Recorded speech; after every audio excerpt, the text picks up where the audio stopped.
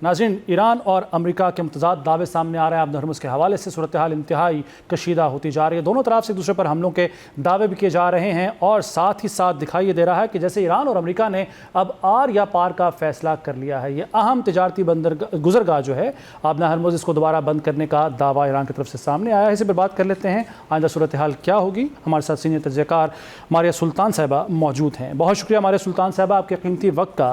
Ma'am, are we back to square one? जहाँ से शुरू हुए थे वहीं पर पहुँच गए और पाकिस्तान की तशवीश अपनी जगह पर, लेकिन जो दोनों फरीकैन हैं, जो मेजर फरीकैन हैं ईरान और अमेरिका, वो दोनों शायद संजीदा दिखाई नहीं देते हैं कि जंगबंदी मुस्तकिल हो। आप क्या कहेंगी? देखिए, सूरत हाल अभी अच्छी खासी गंभीर है। जो नजर आ रहा है उसके मुताबिक जो स्ट्राइक्स हैं वो कोई आम स्ट्राइक्स नहीं है। मेजर मिलिट्री टारगेट्स के ऊपर हो रही हैं, ईरान के अंदर भी और जो अमेरिका के ऊपर हो रही हैं वो भी। तो एक लिहाज से इट इज मेक और ब्रेक। अगर तो ये राउंड रुक गया फिर तो पीस परमानेंट होगा, लेकिन अगर ये राउंड रुकता नहीं है तो फिर जंग जो है यकीनी तौर पर ज़्यादा खतरनाक होगा। तो मैम, ट्रिगर किस चीज़ ने किया? अमेरिका की तरफ से दावा ये सामने आता है कि जो जहाज़ वहाँ से गुजरे थे उसको निशाना बनाया गया है पासदार इनकलाब की जानिब से, जबकि ईरान ये दावा करता है कि जो शिक नंबर 5 है MOU की, उसकी खिलाफवर्जी अमेरिका की तरफ से हुई है। देखिए, मसला दरअसल ये है कि इस वक्त स्टेट ऑफ हॉर्मुज़ जो है वो इसकी बुनियाद बन चुका है। यानी कि एक ऐसी चीज जिसका कोई इस जंग की शुरुआत में शायद अमेरिका के वहमो गुमान में भी था कि एक बहुत बड़ा चैलेंज बन सकता है। जाहिर है ईरान ने ये जो पोजीशन है वो जंग के बाद हासिल की है, तो वो इतनी जल्दी ये पोजीशन देगा नहीं। और अमेरिका ये कह रहा है कि पहले आप स्टेट ऑफ हॉर्मुज़ खोल दें, उसके बाद वो कुछ करेंगे। ईरान ये कह रहा है कि पहले आप सैंक्शन रिमूव करें, फिर हम स्टेट ऑफ हॉर्मुज़ खोलेंगे। और उसके बावजूद भी जो है वहाँ स्टेट ऑफ हॉर्मुज़ अथॉरिटी बनाई जाए, जिसके तहत जो इस बात का फैसला किया जाए कि टोल क्या होगा और किस तरह होगा। अमेरिका चाहता है कि बगैर टोल के वहाँ से जो है चीजें मूव हों। तो ये मामला आसान नहीं है, अमेरिका को कंसीड करना पड़ेगा अगर तो ये जंग जो है स्टेलमेट की तरफ जाती है। लेकिन इस जो सूरत हाल नजर आ रही है वो अच्छी खासी गंभीर है, क्योंकि दोनों तरफ से इंटेंस अटैक्स हो रहे हैं। अच्छा, ये तो बात ठीक है कि अमेरिका ये चाहता है कि वहाँ बगैर टोल के जहाज़ गुजरें, लेकिन दूसरी तरफ जो ट्रंप की ख्वाहिश सामने आ गई कि जी हम उसका कंट्रोल हासिल कर रहे हैं और हम निगरानी करेंगे जिसके एवज़ हमें मुआवजा मिलेगा। तो ये इस ख्वाहिश को आप किस तरह देखती हैं? देखिए, ख्वाहिश तो ख्वाहिश है, लेकिन जाहिर है ये जंग के मैदान में की जा रही है, तो जंग के मैदान में चीजें फिर जंग का मैदान फैसला करता है। हाँ। ये नहीं होता कि आप कह देते हैं और आपके कहने से चीजें हो जाती हैं। अच्छा। मतलब जो बात सफारतकारी से हो सकती थी वो उस पर नाकाम रहे हैं। तो इस वक्त जो सिचुएशन आपके सामने है वो जाहिर है एक मुख्तलिफ सिचुएशन है और इसके अंदर जो मामलात हैं वो भी मुख्तलिफ हैं। मारे साहब, ठीक है, ये बात सही है कि जंग के दौरान इस तरह के बयानात आ जाया करते हैं, लेकिन हमें ये भी नज़र में रखना होगा, जहन में रखना होगा कि दूसरी तरफ अमेरिका और ख़ास तौर पर अमेरिकी सदर डोनाल्ड ट्रंप है, जिसने वेनेजुएला में घुसकर वहाँ से उनके सदर को अगवा एक तरह से अगर कहें तो कर लिया था। तो ये तो कुछ भी पॉसिबल हो सकता है ना, अगर अमेरिका के किरदार को हम देखें या डोनाल्ड ट्रंप के किरदार को देखें, उनके अभी तक की जो एक्टिविटीज़ है उनको देखें तो। देखिए, मामला तो अच्छा खासा मुश्किल है, क्योंकि मसला दरअसल ये है कि इस वक्त अमेरिका का इस जगह पे कोई क्लेम नहीं है। जंगी एतबार से देखा जाए, किसी भी एतबार से देखा जाए, क्योंकि जो एक्सेस है ग्लोबल कॉमन्स की वो तो तमाम ममालिक के लिए, तो अमेरिका को इतना ही असर रसूख है जितना बाकी ममालिक का। जो ईरान का जो क्लेम है वो लिटोरल स्टेट्स का क्लेम है, उसके तहत जो है वो कहते हैं 21 माइल जो है 200 नॉटिकल माइल से कम है और इसलिए बेहतर है। अमेरिका ये कहता है क्योंकि इंटरनेशनल वाटर वे है, तो इस लिहाज से जो है बैनुल अक़वामी जो इनोसेंट पैसेज है वो अलाउ करना चाहिए। ईरान कहता है क्योंकि इनोसेंट पैसेज इसलिए नहीं है क्योंकि इसके साथ जो है मिलिट्री वेसल्स भी मूव करेंगे। तो एक यहाँ से स्टेलमेट सिचुएशन। अब जो प्रॉब्लम आ रहा है वो यही है कि जब तक ईरान और अमेरिका जो है इसके ऊपर कोई एक मतलब पोजीशन पर नहीं आते हैं, ये चीजें रुकेंगी नहीं। और उससे भी बड़ी बात यह है कि ये जो सारा जो मामलात हैं अभी भी उस जगह पे नहीं पहुंचे कि जहाँ ज्यादा इंटेंसिफाई हो सकते हैं।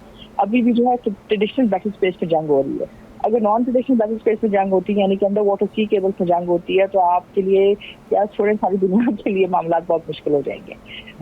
क्योंकि तकरीबन 90% की दुनिया की उस वक्त साइबर की ट्रैफिक है वो इंडियन ओशन के नीचे से गुजर रही है और स्ट्रेट ऑफ हॉर्मुज़ के नीचे से गुजर रही है। अब अगर वो फट जाती है या वो कट जाती है तो आप ये समझ लें कि तमाम मवासिलाती निज़ाम जो हैं, जो इस वक्त इंटरनेट, केबल, टेलीकम्युनिकेशन, सब कुछ जो लग जाएगा। इसमें SM4, SM5 और डिजिटल सिल्क रूट दोनों चीजें अफेक्ट होंगी, यानी कि जो अमेरिकन बेस्ड सिस्टम है और जो चीनी बेस्ड सिस्टम है। तो एक यहाँ से ये एक बड़ी जंग है, अभी उस जगह पे नहीं पहुंची है, कैलकुलेटेड लेकिन एक्सट्रीमली इंटेंस अटैक्स।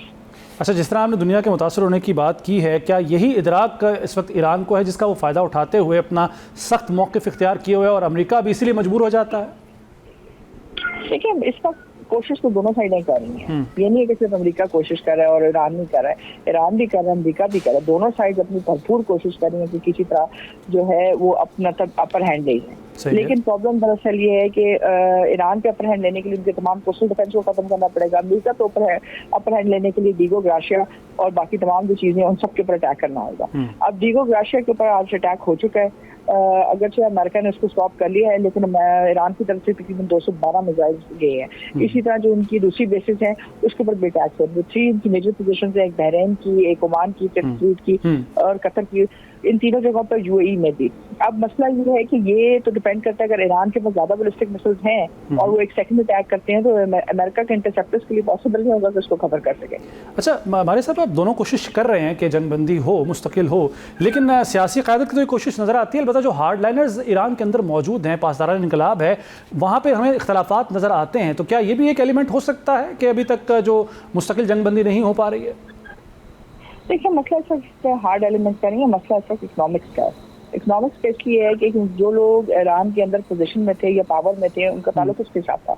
उनका ताल्लुक उनके साथ था जो इनफॉर्मल ट्रेड करे थे यूएई के साथ, बरतानिया के साथ, फ्रांस के साथ। सो अब ये जो ममालिक हैं ये नहीं चाहेंगे कि अमेरिका के साथ नई तिजारती मायदे हों ईरान के, और ईरान जो है वापस रेगुलराइज हो जाए। अगर रेगुलराइज होता है तो ईरान का तेल वो कम कीमत पर खरीद कर बैनुल-अक़वामी मंडी में नहीं बेच सकते। सो एक बहुत बड़े बेनिफिशियरी कार्टेल है जो बड़े आपके संजीदा ममालिक हैं, जिसमें फ्रांस आता है, बरतानिया आता है, यूएई आता है, जिन्होंने ईरान की इस पोजीशन को और अमेरिकन सैंक्शंस का फायदा उठाते हुए अपनी इकोनॉमीज को मजबूत भी किया और बैनुल-अक़वामी पोजीशंस का भी इस्तेमाल किया।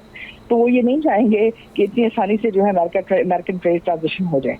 दूसरी तरफ ज़ाहिर है हार्ड लॉबीज भी हैं और लोग भी हैं, तो ये सारी चीज़ें इम्पैक्ट करती हैं। तो हमें ये देखने की ज़रूरत है कि एक तरफ इससे जियो इकोनॉमिक्स है, एक तरफ इसमें जियो स्ट्रैटेजी है, दूसरी तरफ जियो सिक्योरिटी कंसर्न्स हैं जो इस वक्त इस पोजीशन में लेके जा रहे हैं। अच्छा, जो हिमायत ईरान को हासिल हुई थी ख़ासतौर पर कतर और दीगर ममालिक की जानिब से, आप समझती हैं कि इस स्टांस के बाद और ख़ासतौर पर कतर पर अटैक करने के बाद वो हिमायत अब ख़त्म हो जाएगी? और कतर ने तो इनकार भी कर दिया सालिसी से, लेकिन इसमें अब जो किरदार पाकिस्तान अदा करता आया है, अभी वज़ीर-ए-आज़म शहबाज शरीफ और नवाज शरीफ खुद भी वो गए हैं कतर वहाँ पर ताज़ियत के लिए, तो क्या वो कोई किरदार अदा कर सकेंगे कतर को मनाने में? कतर राज़ी हो जाएगा? और कतर का राज़ी होना बड़ा ज़रूरी भी है।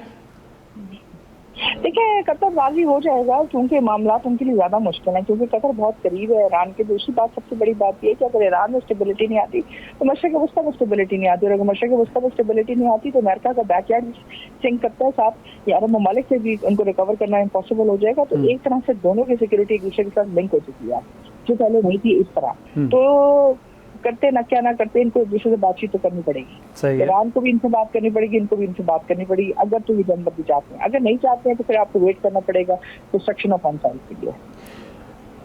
पाकिस्तान का रोल आप क्या देखते हैं? क्योंकि अभी तक तो बड़ा ज़बरदस्त रोल रहा है जिसका एतराफ़ भी किया जाता रहा है, लेकिन अब काफ़ी सिचुएशन कशीदा हो गई है। जी जी, रोल जारी रखिए, क्योंकि मतलब हमारे रोल को वैसे रोल कर दिया है दोनों मुल्कों ने। हमारे साहब हम क्या कर सकते हैं सर, हम उसका तो कुछ नहीं कर सकते ना, अल्लाह भी इनको हिदायत दे, और हम क्या यही कह सकते हैं। अच्छा। ये भी अपने पर भी कोई रहम करे, बाकियों पर भी रहम करे, क्योंकि मतलब एक दफा वो अपनी महाजराई कर चुके हैं, एक दफा अपना पोटेंशियल चेक कर चुके हैं, दोनों स्टेलमेंट पे आकर रुके थे, अभी दोबारा ये काम करना चाहते हैं। देखिए, उससे ना तो मिलिट्री टारगेट में इजाफा होगा, ना उनकी जो है कमांड के अंदर इजाफा होगा। इस वक्त ये खबरें भी आ रही है कि रूस की तरफ से जो कमांड जहाज है वो भी ईरान पहुंच के, अगर वो पहुंच गया तो फिर इट इज इम्पॉसिबल कि जो कुछ आप जमीन पर डिस्ट्रॉय करेंगे वो वापस भी इनैक्ट हो जाएगा।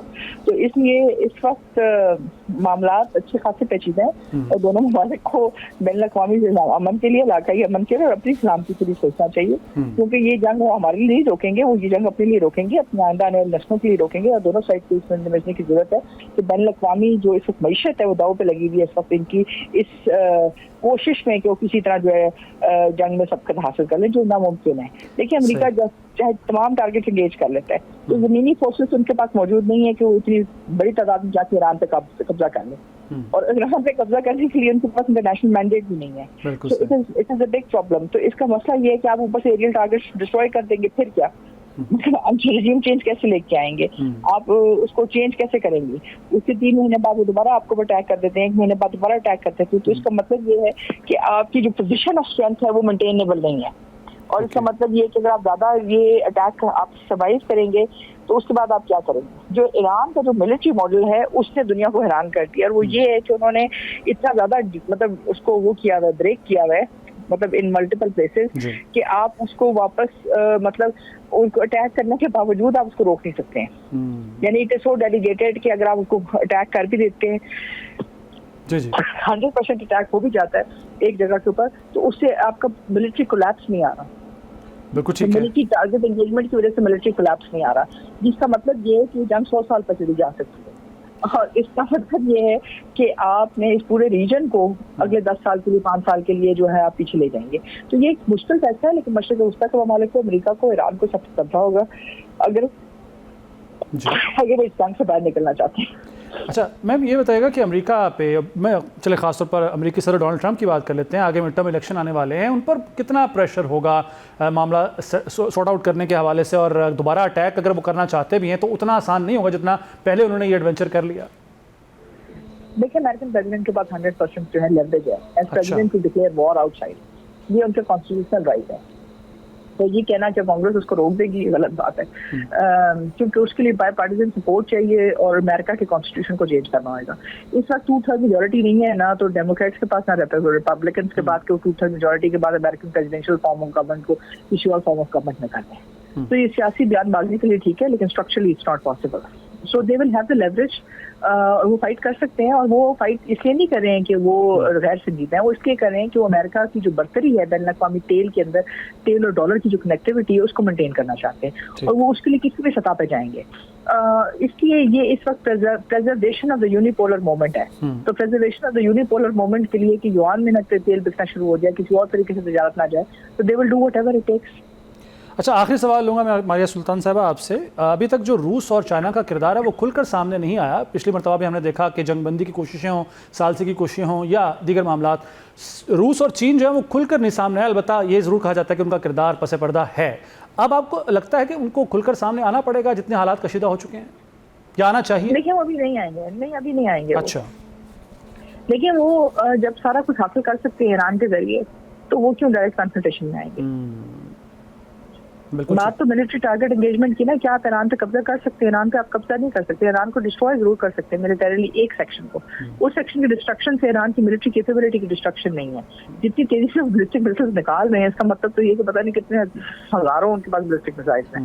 और अगर ऐसी सूरत हाल है तो इसका मतलब ये है कि जो इंटरसेप्टर्स है, जो वॉर ऑफ डिफेंस है, वो आप लड़ ही नहीं सकते।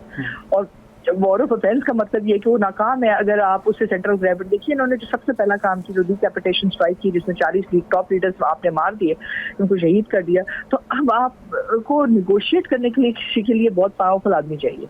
वो निगोशिएशन जो है, जो हर किसी पे ओवरराइड कर सके। इस वक्त एक डेमोक्रेटिक रीइंफोर्स्ड ईरान है जो अपनी हर पोजीशन को अपनी मतलब क्या कहते हैं, बेइज्जती और इज्जत के पॉइंट ऑफ व्यू से देख रहा है, नॉट फ्रॉम स्ट्रेटेजिक प्रैग्मेटिक में। देखिए, उसका नुकसान ये है कि आप जंग जो मुसलसल जारी है, कोई आपके पास, किसी के पास इतना पॉलिटिकल वेट ही नहीं है, economic weight, political weight, strategic weight नहीं है कि वो एक जो कंपोनेंट है दूसरे कंपोनेंट के ऊपर वे इन कर जाए। मतलब हो रहा है, कंसेंसस बेस्ड डिसीजंस हो रही हैं, लेकिन उसका मसला ये है कि कंसेंसस बेस्ड डिसीजन में एवरीबॉडी हैव्स टू प्रूव कि कौन ईरान के लिए ज्यादा लॉयल है।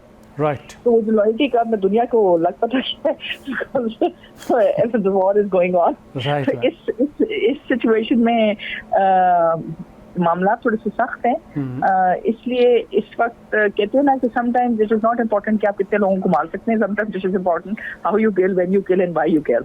तो ये it is very important in military targeting as well. Right. Maria Sultan साहब, बहुत शुक्रिया आपके कीमती वक्त का, और इस सारी सूरत हाल पर अपना तजिया आपने पेश किया। ईरान अमरीकी बढ़ती जा रही, लेकिन अभी भी उम्मीद बाकी, और ये उम्मीद की जा रही है कि दोनों ममालिक जो हैं वो होश के नाखून लेंगे।